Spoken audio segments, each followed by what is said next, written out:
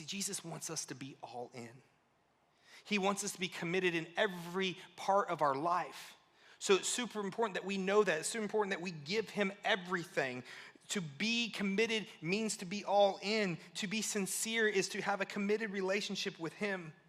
Matthew chapter 6:33 says, "But seek first the kingdom of God and his righteousness, and all these things will be added unto you." But I think many times that we live in the flesh, or we live in the world, and that creates insincerity in our life. We get caught up in living and serving both sides and standing on one side of the line and standing on the other side, and we're toting not a line but this blurred vision, and it all kind of comes in together, and we lose the truth of who we are. We lose the truth of what we are called to be. Our actions must match the truth of Jesus. We hear a lot of truth that comes from politicians.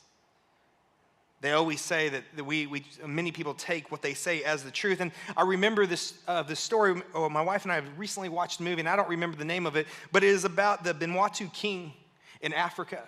And he loved this woman, and he married this English woman, this white woman, and he was from Africa, and he marries this white woman, and his tribe gets upset. And England is upset, and all these things are happening. And I'm telling you a very short version of the story, but he gets banished from his country for 5 years. And he's heartbroken. And he longs to be in his country. He longs to be with his wife. At the time, Winston Churchill, which is considered one of the greatest politicians in England, at this time, he was a part of the opposition. He was trying to get elected as prime minister. And he's known as a great politician, but what he said, he gave this riveting speech about how he's going to reunite this man and his wife. He's going to reunite this man with his country. And he gets the country behind him, and they believe it's the truth.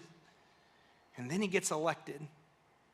And then politics comes into play, and he bans the king from his country for life. And the king comes in and he says, what is going on? And the English guy says, there's a difference between the opposition and politics. And basically says, you have to learn how to play the game. Eventually, the man is allowed back into the country. But what Winston Churchill said, this man took his truth, and then a couple weeks later, he takes it back. And so there's nothing that we can trust. There's no truth in this world that is not as true as Jesus. Let's be honest, none of us like insincerity in our lives.